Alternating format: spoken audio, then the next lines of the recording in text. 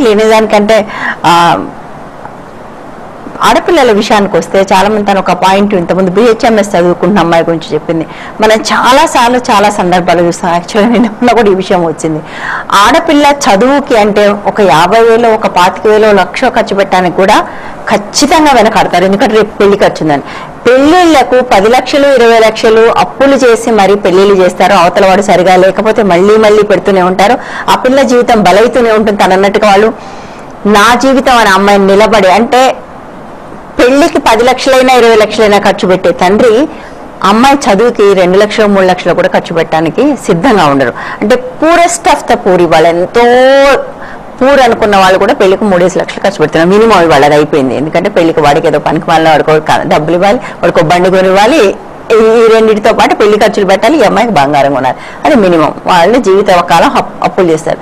కానీ ఒక 50,000 ఒక 25,000 నిజానికి వాళ్ళ ఆడపిల్లలకి స్కాలర్షిప్లు ఉన్నాయి.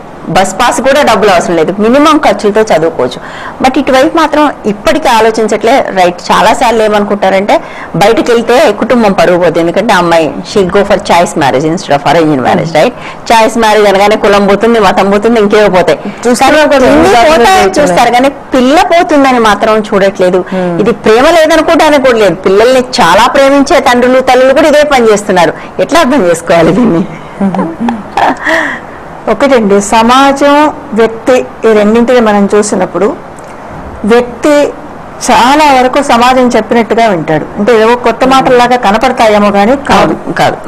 చాలా సందర్భాల్లో మన చుట్టూతో ఉన్న వాళ్ళ అప్రూవల్ కావాలని చెప్పి మనం అనుకుంటాం. పిల్లకి చదువు చెప్పించడం కంటే కూడా పెళ్లి చేసి పంపించడం అనేది అంగీకరించబడింది మన సమాజంలో. దాదాపుగా చాలా సమాజాల్లో కూడా ఇంతే. అదేవిధంగా ఆడపిల్లని హద్దుల్లో పెట్టడం ఇది కూడా సమాజం అంగీకరించేది. ఇవాళ మనం ఒక మాట అనుకున్నాం, పిల్లకి చదువు చెప్పించేసేయడం, ఒకవేళ భర్తతో ఏదైనా ప్రాబ్లం వస్తే బయటకు వచ్చేసేయడం. వస్తాం, కరెక్టే, కానీ ఎక్కడ ఉంటారు? ఎందుకంటే మనకు దానికి తగినంత షెల్టర్ హోమ్స్ లేవు, అంటే సంస్థాపరంగా ఉండేవి. అంతేకాకుండా ఒక వ్యక్తి వివాహం అయిన తర్వాత బయటకు వచ్చేసేయాలి అంటే అదంత సులువైన ఇది కాదు. దానికి ఆర్థికపరమైన సత్తా కావాలి. ఆర్థికపరమైన సత్తా అంటే ఉద్యోగిత స్థాయి పెరగాలి.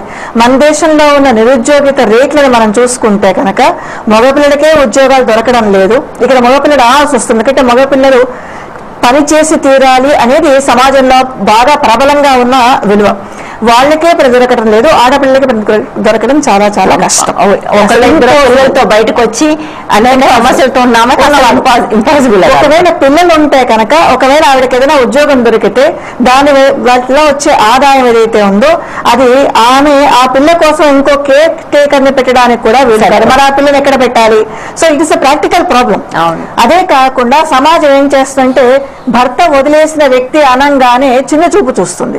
ఇక్కడ ఈ సమాజంలో ఉన్నవాళ్ళు ఆమె తల్లిదండ్రులు, ఆమె నువ్వు చేసుకున్న భర్త తల్లిదండ్రులతో పాటు పక్కింటి వాళ్ళు, పొరుగింటి వాళ్ళు, ఆమె ఉద్యోగం చేస్తుంటే ఆ ఉద్యోగం చేస్తున్న చోట ఉన్నవాళ్ళు అందరూ కూడా చేరుతారు. ఎందుకంటే వీళ్ళందరూ కలగలుపుకొని ఒక సమాజం. ఇవాళ మనం అనుకుంటే ఇది కాదు, మెహరో లేకపోతే వరదక్షిణ ఇవేవి కూడా, అంటే హిందువులలో కూడా వరదక్షిణ అనేది కేవలం 8 రకాల వివాహాలు కొన్ని అంగీకరించబడేవి అని చెప్పిన దాంట్లో ఒక పర్టికులర్ వివాహంలో మాత్రమే వ్యక్తి యజ్ఞం చేస్తున్నప్పుడు దానంగా ఇవ్వాలి. ఆ దానంగా ఇచ్చినప్పుడు తన కూతురుని దానంగా ఇవ్వడం ప్రశస్తమైన దానం. దానం ఇచ్చేది హిందూ ఆచార సంప్రదాయాల ప్రకారం దక్షిణ పెట్టకుండా ఇవ్వడానికి వీలు లేదు. అందుకని వచ్చిన కాన్సెప్ట్ వరదక్షిణ. కానీ ఇవాళ మనం మాట్లాడుతున్న ఈ దౌరి చంపుకోవడాలు ఇవన్నీ కూడా మన దేశంలో వచ్చిన సాంప్రదాయకంగా వచ్చినవి కావు. ఇవి కేవలం వ్యక్తుల స్వార్థంతో వచ్చినవి. నేను నా కూతురిని బాగా డబ్బున్న వాడికి, హోదా ఉన్న వాడికి ఇచ్చి పెళ్లి చేస్తే నా హోదా కూడా పెరుగుతుంది అనే ఒక స్వార్థపు ఆలోచన మనుషుల్లో పెరగడంతో రెండో వైపు ఏం పెరిగింది? ఎవరు డబ్బు ఎక్కువ ఇస్తారో వాళ్ళనే చేసుకుంటామనే ఆలోచన కూడా పెరిగింది. ఇవాళ ఎట్లా ఉంటాయంటే లా చదివిన వాడికి పెళ్లి కాదు, మెడిసిన్ చదివిన వాడికి కోట్ల రూపాయలు కట్టిన ఇవ్వడానికి రెడీగా ఉంటారు. BA చదివిన వాడిని అసలు ఎవరు చూడను కూడా చూడడు. ఒకవేళ ఆ వ్యక్తి 10th క్లాస్ ఫెయిల్ అయ్యి ఉంటే కనుక ఆ వ్యక్తికి పిల్ల దొరకదు. అంటే ఏమైంది? ఇక్కడ చదువు, దానితో పాటు ఉండే అంతస్తు, దాంతో పాటు ఉండే ఉద్యోగం, ఇవన్నీ కలిస్తే పెళ్ళయింది. మెడికల్ కోర్స్ చేసిన వాడు, ఎంబీబీఎస్ చేసిన వాడు కేవలం బొటాబొటీ మార్కులతో 50% మార్కులతో పాస్ అయిన వ్యక్తికి ఏ హాస్పిటల్లో ఉద్యోగం దొరకదు. కానీ పోజు మాత్రం ఎట్లా పెట్టాలి, డాక్టర్ గా పోజు పెట్టాలి. కాబట్టి ఆ డాక్టర్ గా పోజు పెట్టడానికి కావాల్సిన డబ్బు రావాలి, ఇతని దగ్గర ఉండదు, ఇతని తల్లిదండ్రుల దగ్గర ఉండదు.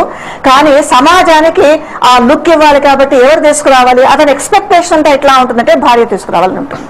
అంటే ఇది ఒక్కటి కాదండి, ఒక అంశంతో మనం ఏదో ఇవాళ షెల్టర్ హోమ్స్ ఏర్పాటు చేయండి, ఇంట్లో నుంచి బయటకు వచ్చేసేయండి, లేకపోతే ఇంకేదో చేయండి అని చెప్పడానికి ఒక మ్యాజిక్ వ్యాన్స్ ఏవి మనకు లేవు. మనలో స్వార్థం అనేది పెచ్చు పెరిగిపోయింది. కాబట్టి మనం ఇంకో రకంగా